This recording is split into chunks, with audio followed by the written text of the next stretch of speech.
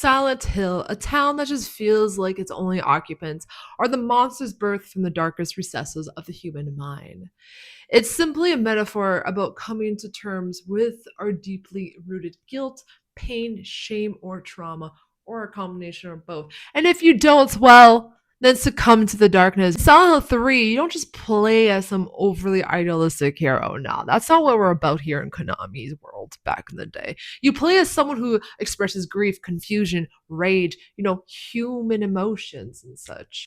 Hi, I'm Chaotic Raven. I'm a gamer that just loves gaming, witchcraft, art, and personal growth, amongst other things. And there's many things. In this video, I am discussing lessons I learned from one of my favorite characters, Heather Mason from Silent Hill 3, because you'll be surprised on what you can learn from some of your favorite fictional characters. Heather Mason's journey isn't only just horror exclusively, it portrays what it means to grow up, to carry trauma, I keep saying drama, and to find your own identity despite participating in a world that strives to embed their own rules and beliefs onto you or her. Number one is, and this is a big, heavy one, suffering is a part of life, but it is not. It is not an excuse. Come to witness the beginning. Before I begin this one, I am a woman that loves a good revenge story, okay? Especially when you inflict justice onto someone who has done the unspeakable to you, okay? It is cathartic. Cathartic. That's an eye for an eye kind of person, not a turn the other cheek. This ain't no just love and light only household.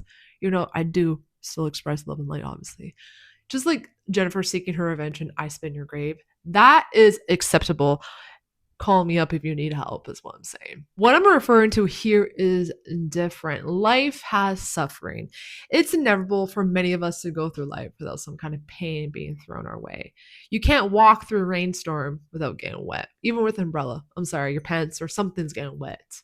Or just like walk through a park that's like dogs are known to go there, maybe not picking up poop. You're going to pick on poop. You're going to step on shit sometime in your life. And of course, each experience and the way people kind of deal with it varies. Rather, it's abusive, neglectful childhood, toxic relationship, maybe a horrible boss, traumatic events, or the environment you're just born into. It is, however, no excuse to harm others that are not responsible for your pain. But I'm talking about those like very reactive, tumultuous, fiery people. You know what I'm talking about. I'm talking about those who reactively express their anger at any inconveniences by throwing, hitting things, yelling, verbalizing their rage, even physically harming people. Because again, I want to put out there everyone's trauma is valid. Just like Claudia's Wolf's traumatic upbringing with her abusive father, who was very meticulously establishing his authority and his religious beliefs, the only way he could, through abuse of any kind, which is horrible. And because of that, she used that pain to fuel her obsession with bringing life into a malicious God. Because it was indoctrinated to believe that her pain is divine and that everyone must truly be saved if they feel immense pain. Which honestly, she sounds like she's a Cenobite from Hellraiser. Just saying. She sounds like she's a league with the Cenobite. But unlike the queen in training herself, Heather, she dug her little brown leather heels into the ground with defiance and said to Claudia, and I'm paraphrasing it because that's why I do, "We all suffer, bitch, but it's no excuse to hurt others." Trauma isn't our fault. It's no one's fault, but it is definitely a responsibility on how we move forward with it. We need to claim that power, our autonomy, and use the strength to forgive our pain and work towards healing in our own time, striving to end the cycle. Allow that cycle to end with you. Do not continue it. And to be honest too, when people who feel a lot of anger, there's always another emotion hiding behind that rage, that anger. And usually it's sadness, pain, fear, shame, or guilt or something. I understand it's easy to feel anger than to feel sadness. Trust me, I was a very angry kid and adult or a teenager. All of the above. I was just very angry, really extremely sad, and I needed to sit with it. Trust me, for the longevity purpose, especially one that's fulfilled with more opportunities and healthy romantic and platonic relationships, we need to sit and heal through our pain. and reclaim our powers. I'm going to keep saying that throughout this entire video, so get used to it. And just like Heather has and continues to do, because she's a baller, she carries her own scars. You can't see it, but she loses her father. She's a reincarnation of Alyssa Gillespie, and she carries actually Alyssa's trauma and remembers even key details of her pain. She even has like fear of fire. She doesn't feel comfortable with mirrors because of like the connection to the different dimensions. Needless to say, Heather also has her own baggage, or not even baggage, because I don't want to make it seem like she's crazy. She has her own pain. And just know the path to healing isn't like a straight path. You'll go through these eves and flows, but it is, I always tell people, it's such an essential quest to tether yourselves to, especially if you want to grow as a kind individual.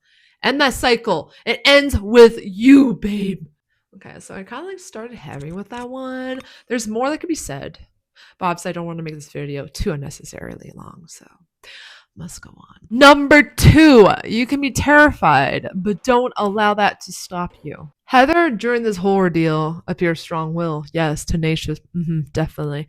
But she isn't invisible, invincible. Not she's. You can see her, or emotionless. She feels overwhelmed, sadness, rage, pain, and definitely fear. She loses her dearest father, like I said, the only family she even had left, and now still has to keep on going through this hellscape despite the fact that she just wishes her life was back to normal. Just wants to go shopping, yo. Unlike Heather, we are not part of a scheme involving a cult.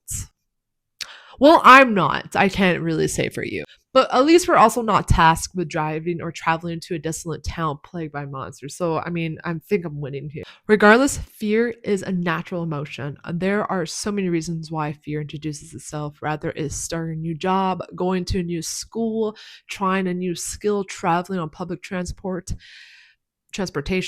flying, making a phone call. It's just fear's there. It's there to, unfortunately, it is there to protect us. Fear is just that overbearing parent. What can I say? Our brain, despite evolving during all those centuries, still holds on to that survival fear when we try to do something that just makes us a little uncomfortable. And it doesn't even know the difference. Like, it doesn't know the difference between like getting attacked by a brown bear as opposed to me trying to gain the courage to call my doctor for my results. All it knows is like, wow, this thing makes her uncomfortable, so therefore she's in danger. But like I said, don't allow it to stop you. Because that first initial fear, yes, it can be inhibiting for the first bit. But when you're able to kind of like push yourself past it and break through its walls, usually there's opportunity, contentment, and growth found on the other side. Easier said than done. Especially because sometimes for some people, we experience panic attacks, high anxiety. That's your survival reactivity, right? Like the tremors, rapid breathing, nausea, panic. That, I'll agree, is hard to push through. And you can't even push through. First, what you should do though is try to make yourself feel safe. Provide that tenderness and compassion to yourself, especially when your brain and body is reacting to that surge of cortisol and adrenaline. And also just know that there is nothing wrong with the way your brain functions.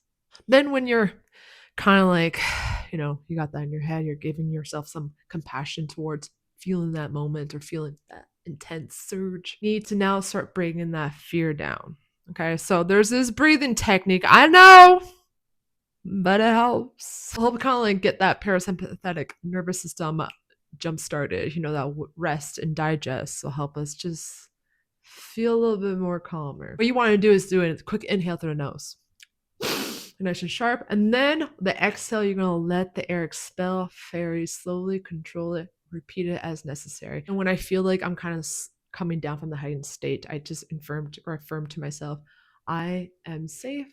I am okay. That was a little bonus. Wasn't going to add that, but it's a bonus. Unfortunately, despite each of us experiencing fear differently, we all have to bring ourselves to a safe place that enables us to then overcome that fear. Because I promise you, there's going to be opportunities, even memories waiting for you on the other side once that fear gets conquered. Number 3, identity is something that we choose. Heather is caught between identities. The girl raised by her father who he wants her to be, and the vessel the cult just wants her to be. But do you think she gingerly accepts either of them? No, she doesn't, okay? Even though her and Alyssa carry similarities, they look the same and stuff, she still establishes that how the two differ completely. She refuses to allow anyone to claim her identity or her power, okay? And that's why I, to this day, I would always say it's so crucial to know yourself intimately. Many of us kind of fixate on how we look on the outside, but how many of us know who we really are deep down? A lot of us tend to run away when we're feeling a little uncomfortable or feeling those negative emotions and push them down, but we don't know how to like sit with them and kind of figure out why they're there in the first place. When you don't know yourself intimately, we tend to allow our parents to define us, our friends, even strangers all online. Okay, that can't happen anymore. Our traumatic past, our parents' expectations, the shitty thing that we did 10 years ago, none of that defines who you are at this very moment. They did shape you. I'm not going to deny any of that. They definitely shaped you, but they do not define you. You are the only person who could define your life.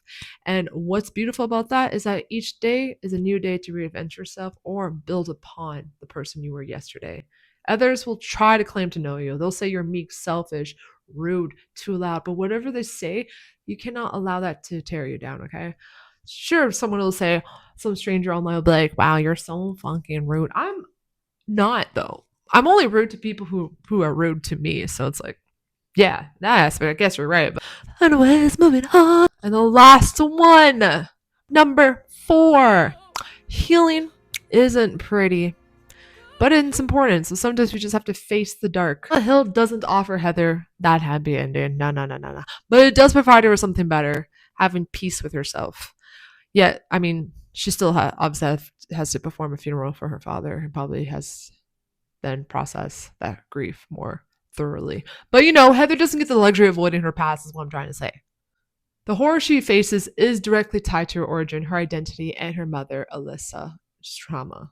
Silent Hill makes matters worse by pushing her through and making her go through the nightmarish versions of the hospital, amusement parks, and churches.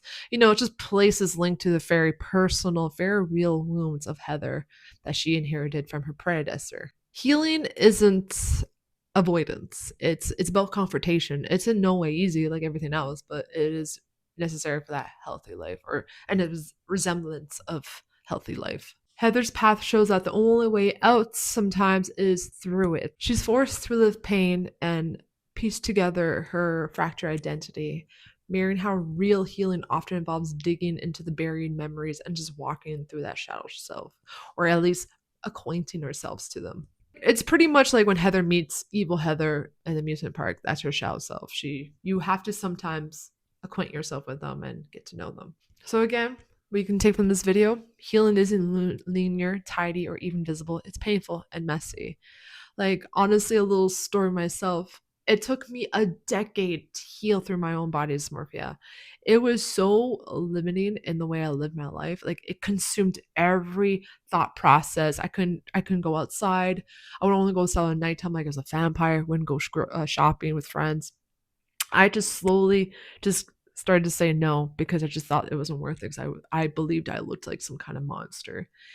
And I needed to learn ways to combat that distortion, that perspective I saw, that falsehood. Like, it wasn't easy. It took my teens, all my 20s, but I learned through mistakes, through trial and error, and I finally learned strategies that helped handle those days when that perspective came back and affected the way I saw myself.